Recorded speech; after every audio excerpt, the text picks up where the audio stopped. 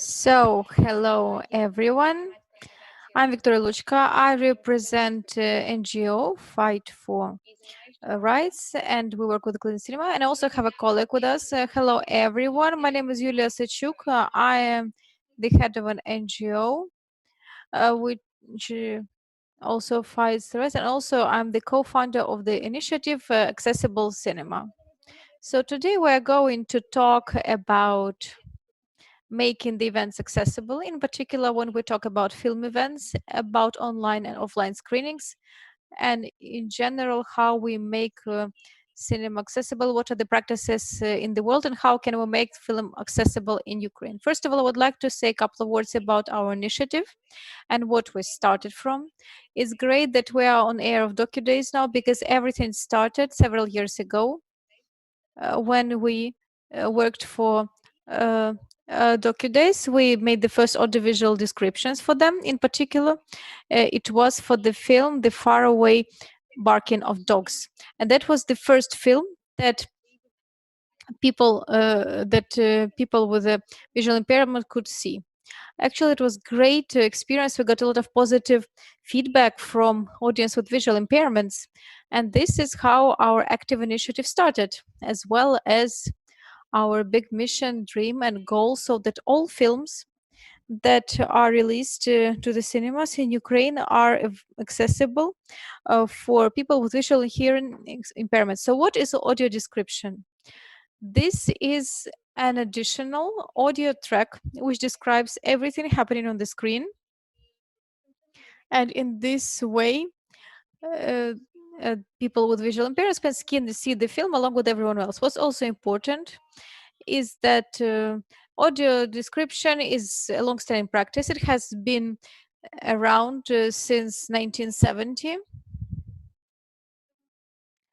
It was started in the US, and this is a way through which people with visual impairments can watch films, go to cinemas, and watch films online.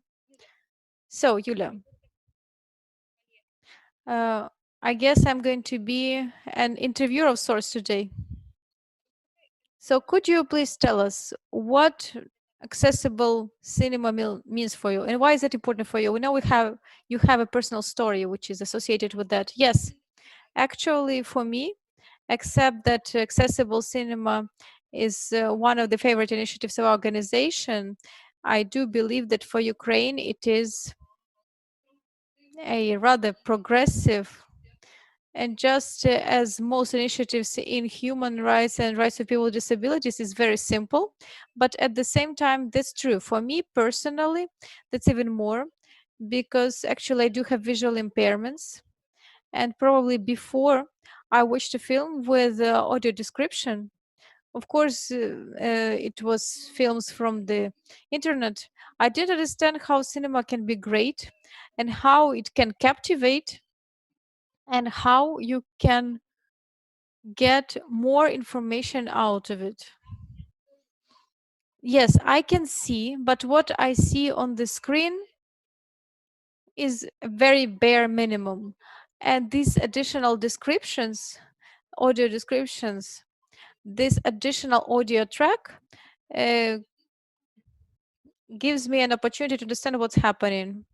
It also enables me to know about some details about what they can mean for the film characters.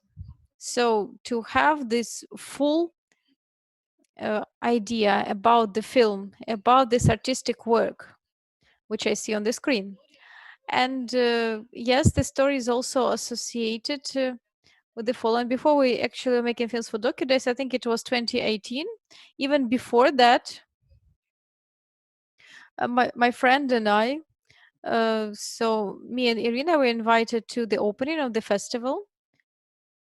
We were in a hurry, and when we finally managed to reach our seats, when we occupied our seats and we were ready to enjoy the film, only then I understood that the film is in Chinese or Korean, or something like that, and I just will be unable to read the subtitles. So I'm just simply sitting there. I am not watching the film. And of course, This was not very pleasant, I have to say. So that is why it made me personally to pay more attention to this topic, and further on, together with Victoria and with another co-founder, we reached the situation so that we could fully develop the initiative and work with festivals and with the films that are released in the cinemas as well, which appear on television, also with cartoons.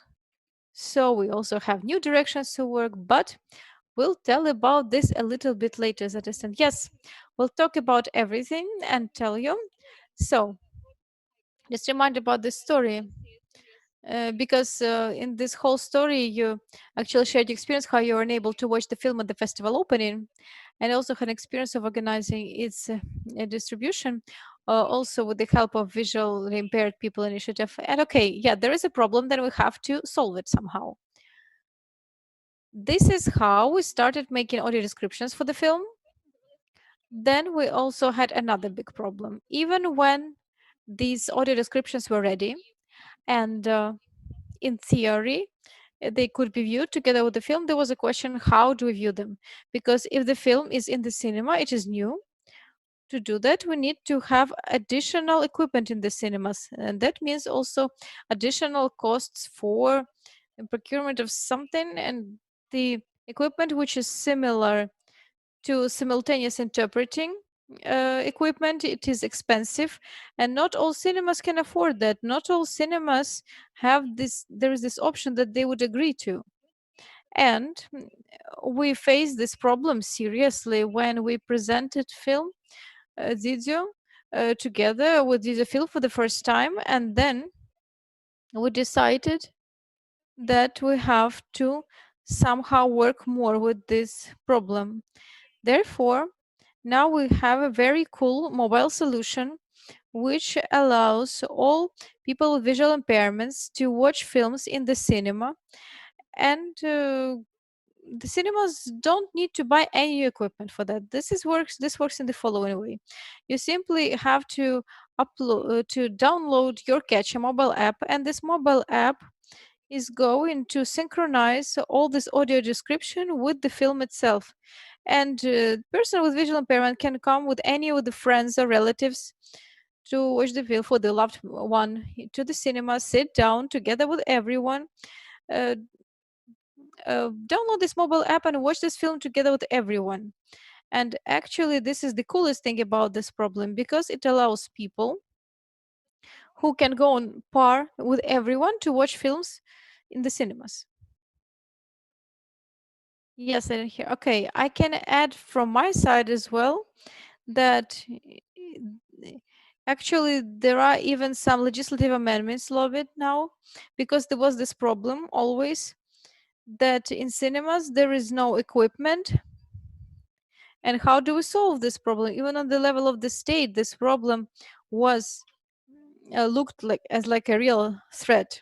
And it was too bad, just as Vika says, that when the film was screened for the first time, it was only shown in Kharkiv, Lviv, and Odessa, and in Kiev, because only in 3 cinemas managed to agree and to cover financially the rent of such equipment.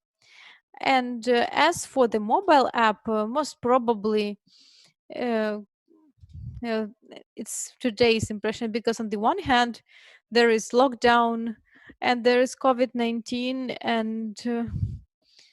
uh, and we actually miss offline events. But on the other hand, this format of film festival and actually our app Your Catch allowed people with visual impairments all over Ukraine to watch the films.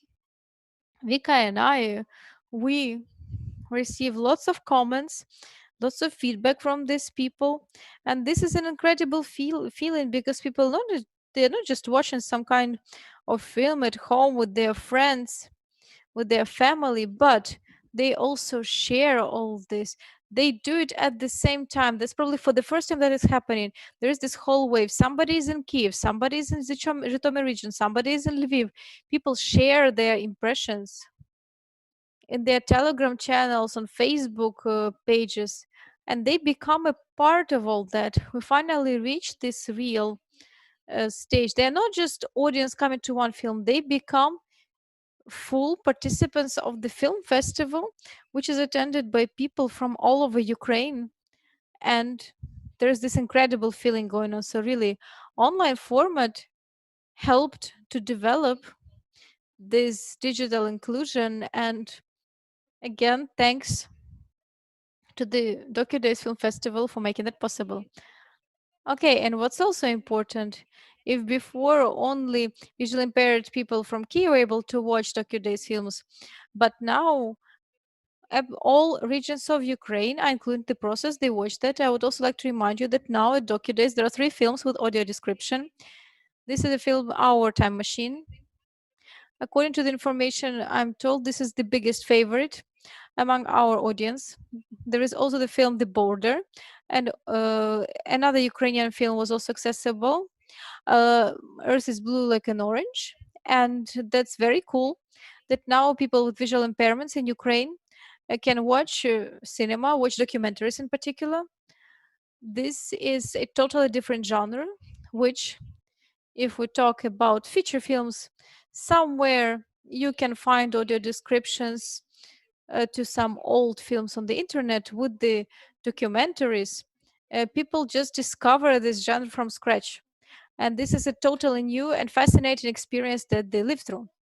Also, I would like to call everyone who hasn't seen, who doesn't even have visual impairment, who hasn't even tried watching film with audio description, just download the app, your catch. It looks, I hope you see it like this. Here you can download films for free. You should try and watch that, because very often there exists this idea that if we are doing something for people with disabilities, this is something additional, auxiliary, something unnecessary, or on the contrary, that's something extraordinary. And if you try watching films with audio description, I'm sure that this will add new experience, new emotions. And this is a very captivating journey to watch films in a new way for everyone, for all people, not just for those with visual impairments and not just for those with hearing impairments. So this text is totally separate. This is a part of the film. It is an equal part of the film. And having tried that, I think that you'll become a real aficionado, and you'll also from time to time be watching films in this format. Yulia, now we have first question from the audience. From your experience, what are the main difficulties when rolling out accessibility principles for cinema in Ukraine? Thank you for the question. We encourage you to ask questions so we know that you are interested and we can answer those questions right away. So, difficulties when rolling out and implementing accessible cinema principles in Ukraine. In general, in the realm of cinema, I think that the first thing I'd like to mention is that at the creation, the production stage, or at the stage of preparing a cultural event, very few people take the time to think that some consumers of cultural services are people with disabilities. And people with disabilities are a significant segment of the population. In order to make these services accessible for these people, one needs to incorporate the thinking about them from the very beginning. So one must imagine what spending should be allocated in the budget. So the low level of awareness about about accessibility and inclusivity of events and products is something that we encountered the most, because as our experience and practice shows, when people understand these things, working together side by side, we can always find solutions. We, like anyone else, understand that making everything accessible at once in a matter of weeks or even months is impossible. However, gradually one should strive and move towards that goal. With every stage, with every year, it gets easier and easier. DocuDays is a case in point. Everything started from very small steps. However, in time, we could see more projects being rolled out in accessibility and inclusivity, which is one of the key principles of this film festival. And every time, with each, it gets easier and easier because you have your experience. I'd like to pick up on what my partner was saying. I think a challenge or a task we see is to have Ukrainian cinema and cinema in general be financed by the state of audiovisual descriptions and films. When Ukrainian cinema is being funded by the government, that audiovisual description should also be funded because the state cinema agency allocates funds from the taxpayer, and disabled people are also taxpayers. And it is very much wrong to exclude these people because when films are released in Ukraine are not accessible to people with hearing or visual impairments. And the community of people with visual and hearing impairments want to see movies produced in Ukraine, films that are relevant for Ukrainians to be accessible to all Ukrainians, and to incorporate this on the stage of the planning and to allocate funds for the description for the creation of audio visual description. Yulia? Yes, I would also like to add that maybe this is something that touches upon the issue of awareness. Something we face with quite often is the level of so-called under-awareness. There's negative stereotypes, there's preconceptions and prejudices that have to do with sign language interpretation, because not too many TV channels believe that a translator that is translating to sign language will be in the way of other viewers perceiving the content. So there's negative prejudices about what and how is perceived by people, especially when the decision makers on the top of the hierarchy are prejudiced. This is another serious challenge. We have another question. First, I would like to ask you, what is the name of the mobile application that allows you to watch films with audiovisual description? It's called Ear Catch. As a catch, ear catch. Well, it's quite clear. And you can also find more information on the website, dostupnikino-com. Or you could find the Dostupny Kino page on Facebook with more information about films and our activity and how your films can be made accessible for people with visual and hearing impairments. We have another question. Can you please tell us how audiovisual descriptions are made? What do you need to create an audiovisual description track? Do the filmmakers take part in this process? I can start. Audiovisual descriptions are the result of a very long and painstaking process, because this process incorporates many stages. First of all, people who know how to work with people who visually impaired people who understand how visually impaired people see images are the first to take part. Whether or not you need to name colors or not, do you need to name names or not? What should and shouldn't be described? What is important and what isn't? That is why audiovisual descriptions are first made by people who have experience, people who are trained to make audiovisual descriptions.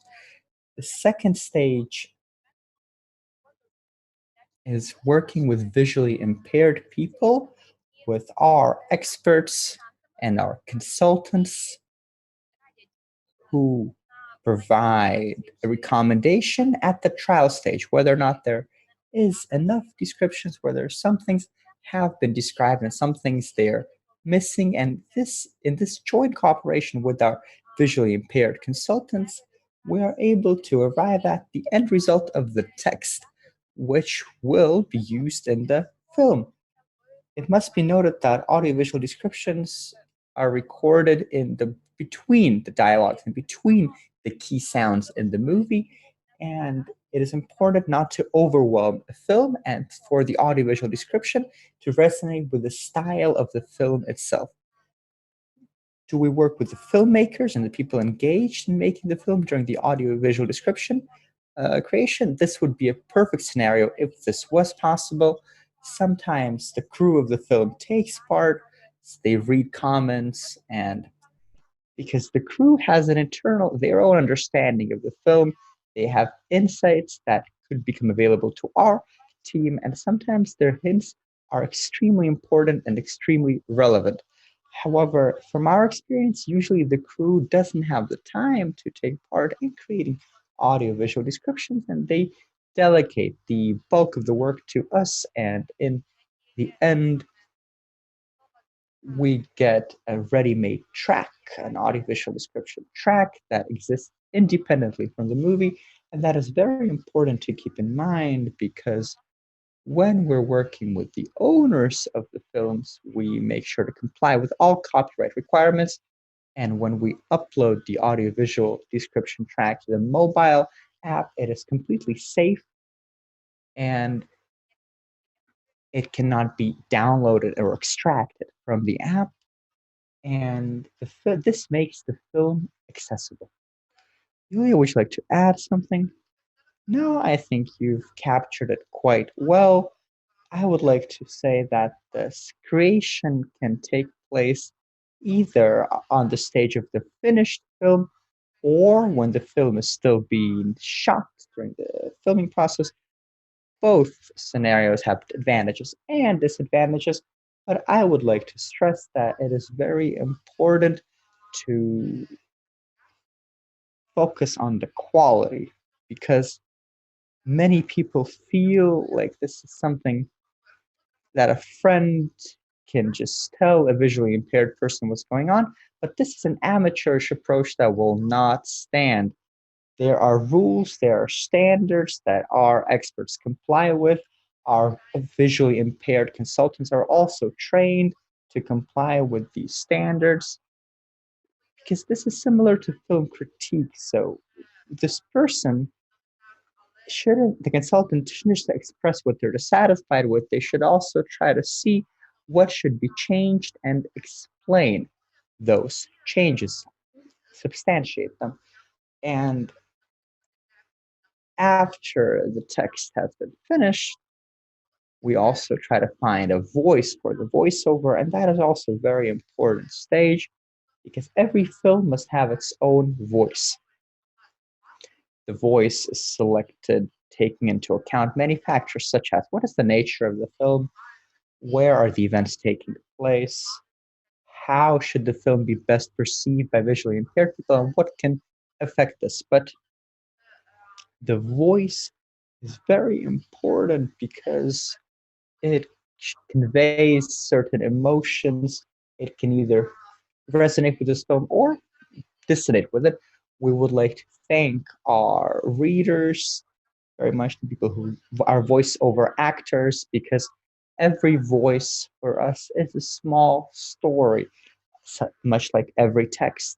And as my partner remarked, then the track is edited and uploaded to the application. Meanwhile, I would like to remind you that the DocuDays Film Festival will take place until May 3rd, and you have a lot of opportunities to watch an array of interesting documentary films on docuspace.org. So we encourage you to take your time and watch. We have a question from the audience. Tell us the experience. What was the most difficult experience in creating audiovisual descriptions?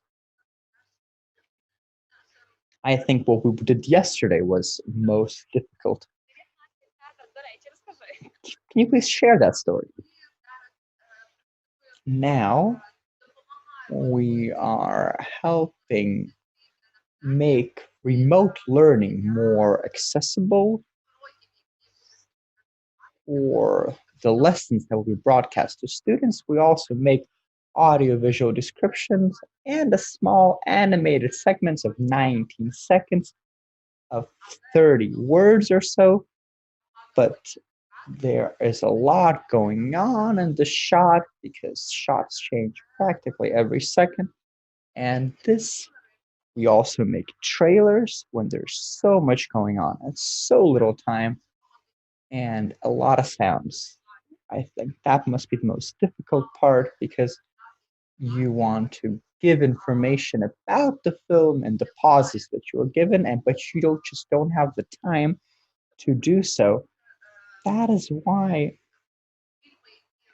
the films that are energetic, films with background music, making the audiovisual descriptions for films like these is very, very difficult.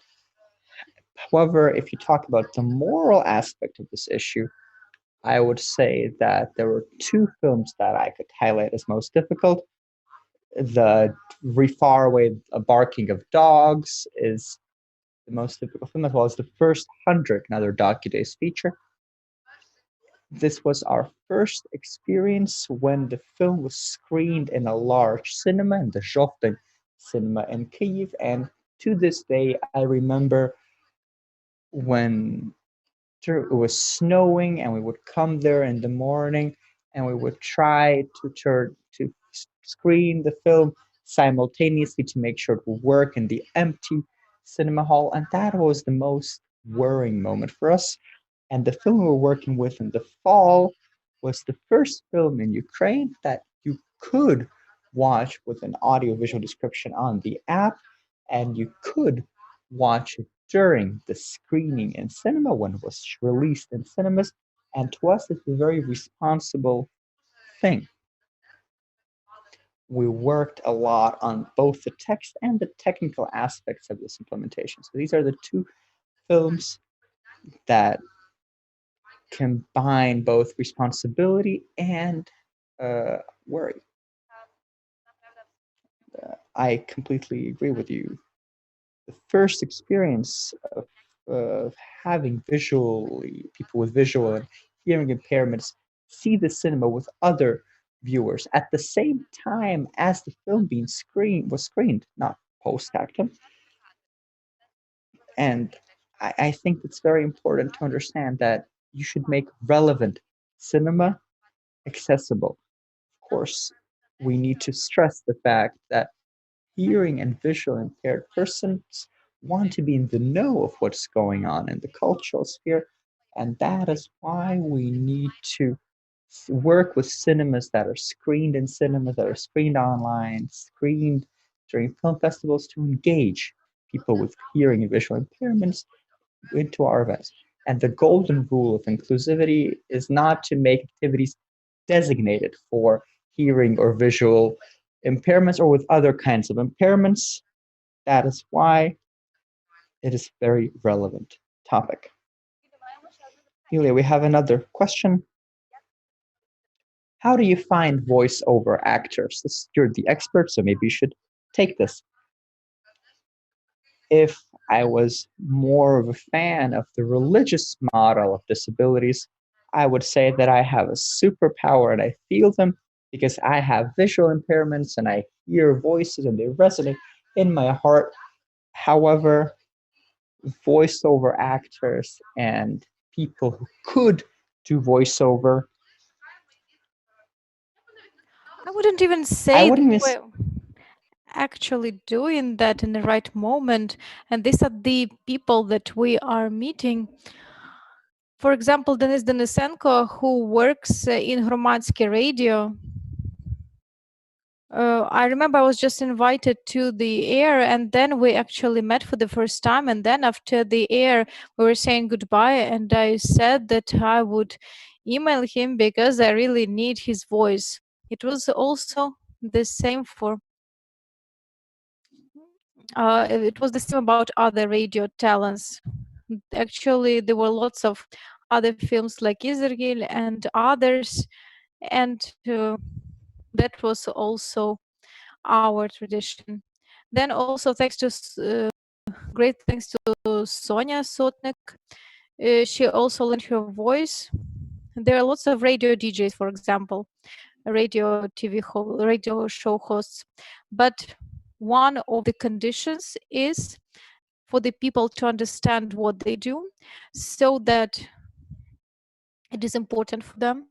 So there's not just technical reading for them, because this initiative is not about technically making some product. We really put a lot of our effort into it, a lot of our emotions, and therefore also there are people who understand what they do, and for them it is possible. But if there are proposals, for example, you can email us, yes, or on Facebook page. That's true. Depends on what's going to be more comfortable for you. We're ready to work with new voices. So those who are interested in lending their voice, please email us. Just a couple of words about other initiatives for people with hearing impairments. So what are the ways? How do people with hearing impairments watch cinemas? There are subtitles, but these are not regular subtitles.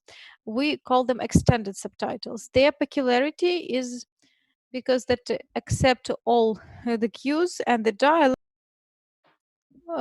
It is noted with the help of the symbols or words what kind of music is playing at a certain period of time, or which important sounds happened which are not clear from the context and which should be mentioned.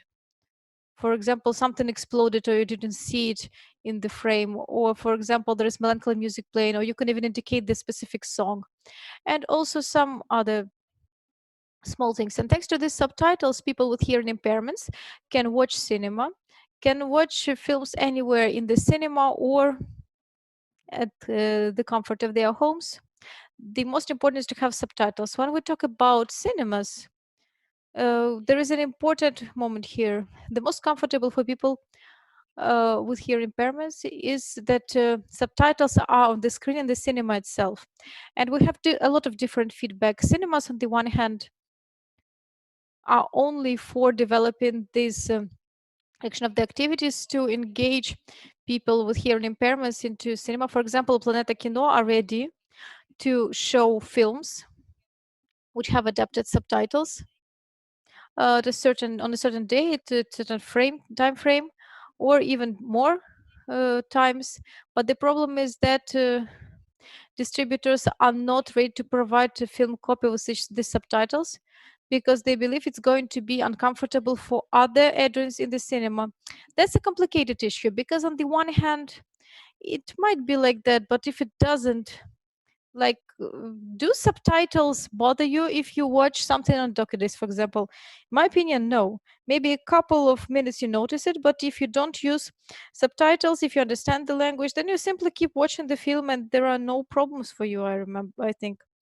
And here it's important so that the distributors understand that this is normal and that it doesn't disturb anyone, and that it is good when their film is going to be with subtitles, and their film will also be watched by people who do not hear. We have a mobile solution which is similar to that for people with visual impairment. It's called Subcatch, and we work in the following way: that people on their mobile phone uh, and the mobile phone, they can watch subtitles. So the subtitles are synchronized with what is happening on the screen in the cinema, and in this way, allegedly, people with hearing impairments can be in the cinema, watch the film using their own smartphone and receiving subtitles mobile phone. But actually, this is an intermediary solution, because this is not comfortable. Just imagine you're in the cinema, you hold this phone in your hands, you try to somehow match the phone and watch the screen at the same time, and so that you don't miss what's shown on the screen. I mean, this is really not a comfortable solution and not the best one for sure. That's why we really want all distributors and all cinemas, so they go closer towards inclusion, and so that they make their films very accessible for people with hearing impairment, so they provide film copies with subtitles and allow to show them in the cinemas.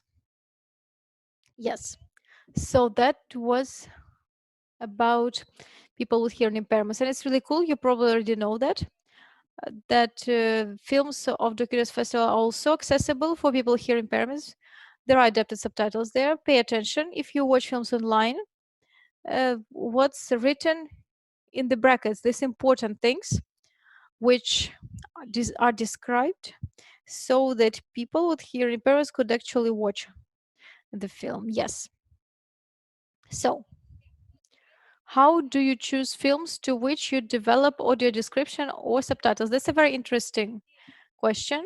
And actually, it's not really a question to us because those films are chosen by film owners. If they want to, or if they don't want for their films to be accessible, and if they do, then in this case, they can come to us and we will create audio description and subtitles for the film. Well, sometimes we do have a choice. If we have a choice, what kind of films to choose, and again, we look at the following the interest, because of course films will be watched by people with visual impairments. We have lots of factors to consider. Interest as well, even though we understand that a universal decision would be for all films to be accessible, but if you have to narrow down the possibilities, we look at the interests, we look at the film genres, because Viktoriya and I, who have been working for many years with people with visual and hearing impairments, already know what they like. People with visual impairments are less users of the Instagram, probably film about Instagram. It will be interesting, yes, but this is a bit farther from their life, and we're not as sure that this can actually interest them, because this experience is not, I mean, this is not their experience, right? And also, I don't know, depending on which films choose, of course, we analyze every film. We have consultants with visual impairments, and but of course, if somebody says that I want my film to be accessible, we never say no. Yes, that's true. This is, but our big dream is for all films in Ukraine to be accessible, and this is not going to be a question whether we want it, or if we want to be inclusive, or we don't want to be inclusive, whether it's valuable for us or not, so that it is really a principle, and so that the films are accessible, so that everybody could watch that film. Because yes, if we come back again to the creation of films, something that Vika was describing in the very beginning, if state budget and if there are state funds, if a portion of rights of some people is not ensured, this is not fair.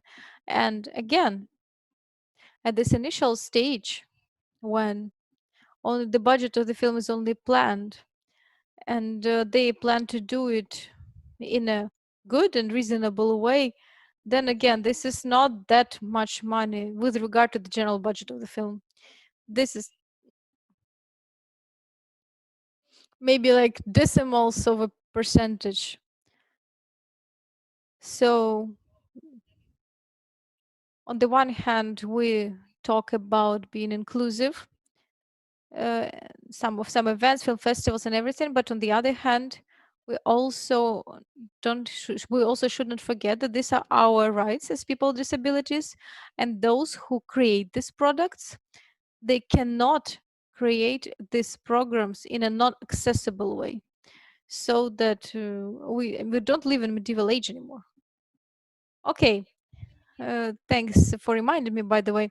I wanted to share the full information with you, which for me was absolutely new and actually very interesting. Did you know that subtitles, first of all, the regular subtitles that we all know, and when we watch films in foreign language, they use them, but did you know that they were invented as a solution for people with hearing impairments, so that people with hearing impairments could read the subtitles. If we talk about closed captions now, and only after they were invented for people with hearing impairments, they became so popular, and they were just present everywhere, and they used everywhere, that this is not a sort of accommodation for people with hearing impairments. This became something convenient for each of us. And this is also now happening with audio description. And in which way?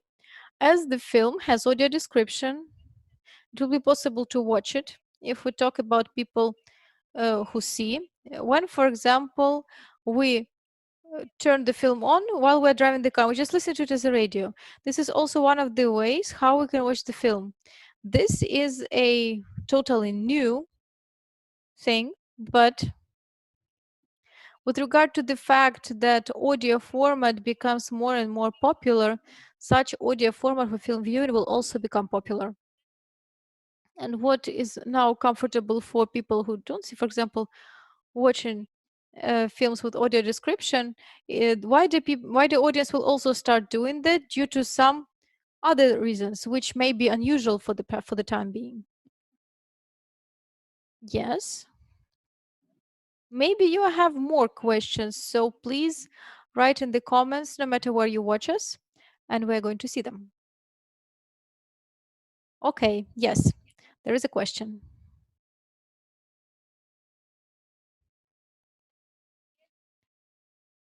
Is there a standard for making subtitles for films, and where can I find out about this standard? Maybe Yulia knows that about making subtitles. Well, if you speak about legislation in Ukraine, then as far as I know, there is no clear standard. There are some provisions, but we use international standards. If you're interested, again, you can email us or Facebook us, and we can send that to you. Okay. And also I wanted to add the following. And also wanted to ask you if you know, or maybe those who watch us know, we are now looking for distributors and film producers who want to be accessible and who are ready to work so that the films become accessible. In particular, we're very interested in working with international films in international release. Let us know. We're going to be very thankful. We'll be happy to cooperate. We have another question. How did our team come together?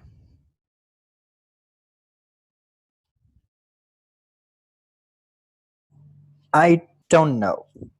Uh, how did our team come together? Maybe let's take it from the top, start from the beginning.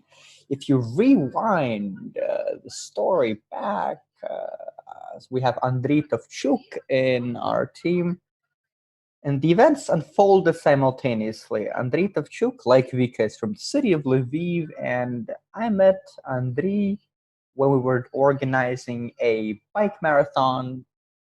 We were making comments for visually impaired people for the film, and now we met Vika during that cycling marathon, and this happened simultaneously before the film.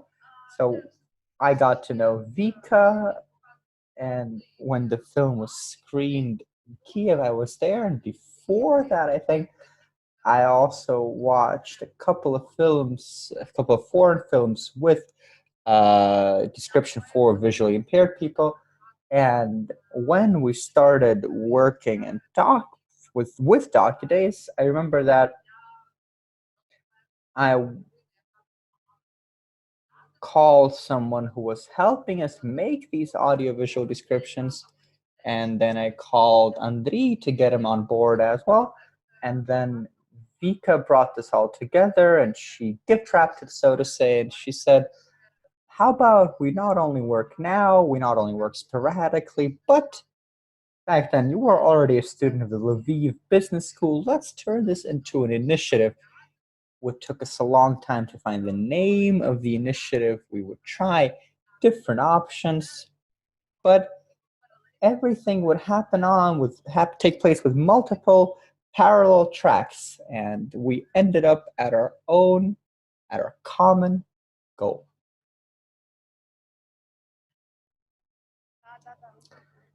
Yeah. So the reason we were making audiovisual descriptions for the film 2015 was because it was a film about tandem cycling of visually impaired people, and it felt self-explanatory that a film about visually impaired people should be accessible for all. And when working on this movie, we got to know Andrei Tomchuk, and we started making little steps towards the future and our future collaboration. How many films have you made audiovisual descriptions for? For about 30 to 40 films. I think now, with these 3 DOCU Days films, I would say around 40. On the Dostupny Kino website, there is a list of films.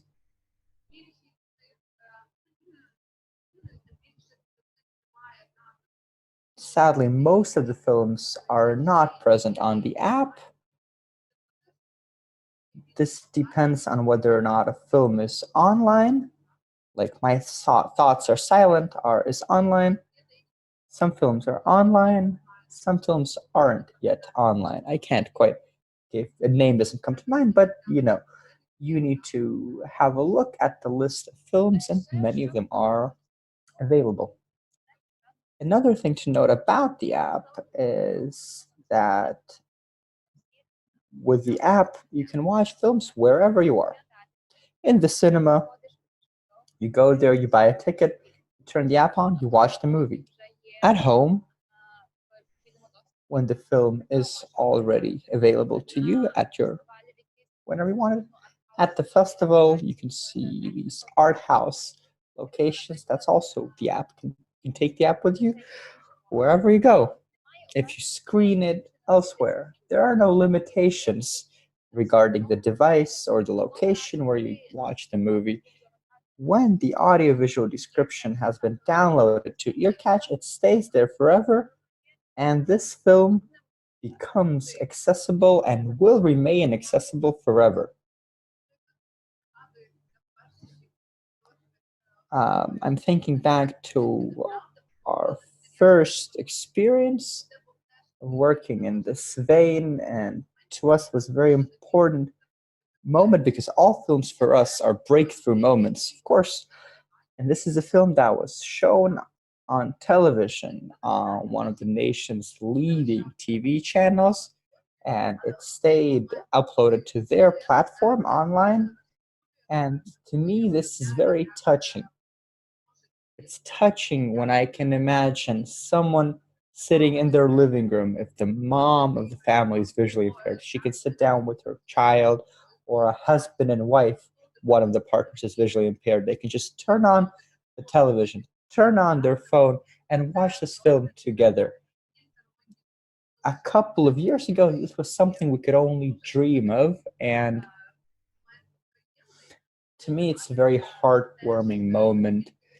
And I remember how much we wanted everything to work well technically to make sure that the track was in sync with the video. This is quite an energetic TV series, and it was quite difficult to make an audiovisual description for it. However, this experience is very important, and we are happy that TV series, and we're hoping that have been made accessible, and we're hoping that other films will be as well. We have another interesting story to share. We were making audio-visual descriptions for short clips for a museum for the British Council Online Museum. It was an online museum, and the videos were out of this world. One of the video was quite literally about a grandmother in space, and the grandmother in space from the fourth millennium, she was thinking back to her life on Earth. It was a very energetic, it was a very visually rich clip, and it was a lot of fun working with this video and making it accessible.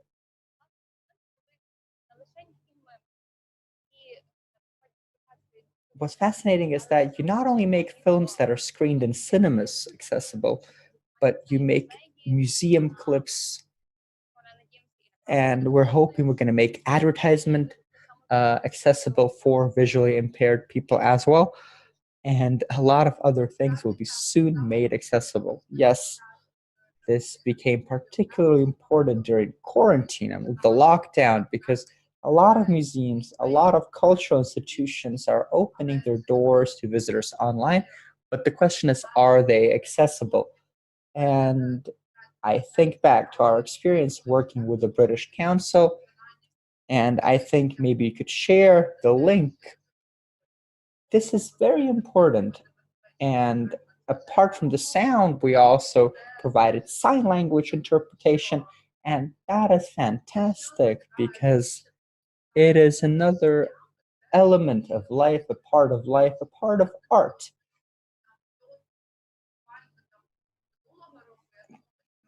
Personally, before last year, I would think that art exhibits and visual art isn't for me because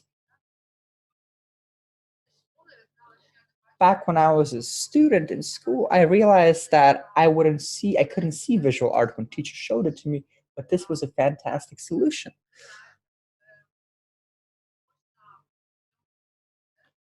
And a visually impaired person can finally interact with art and develop in this area further. I would again once like to remind all our viewers that DocuDays is still going on, and up until May 3rd, you can still watch our films on docuspace.org.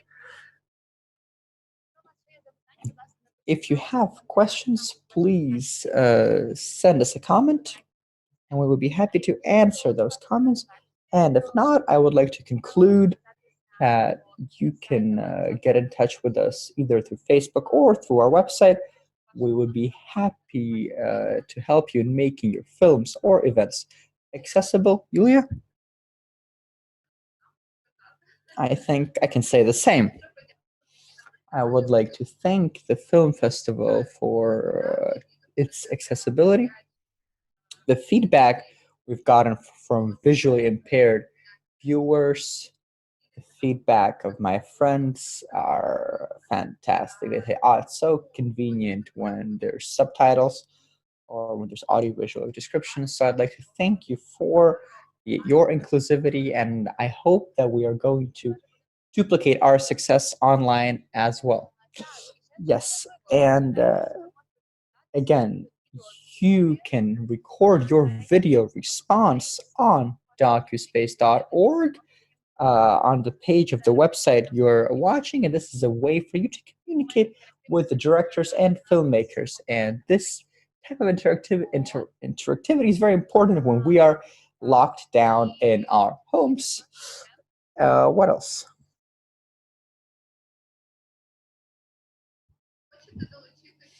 If you want to take part, we will be happy to help you because apart from experts, we also appreciate the support of citizens, of people who want to make a difference, who want to support us, give us mental support, because I think that promoting accessibility initiatives in Ukraine is not a walk in the park, and we understand that the target audience we're doing this for are visually impaired people, people with hearing impairments, people uh, against whom there are prejudices, and this work should be systematic.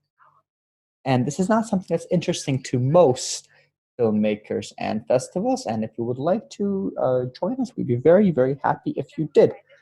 Please keep in mind that DocuDays can be supported financially by making a donation. As the organizers of the festival say, don't pirate, donate. And I'd like to share the words of one of our viewers who left her feedback on Facebook. She said that never before has so much accessible cinema been available online.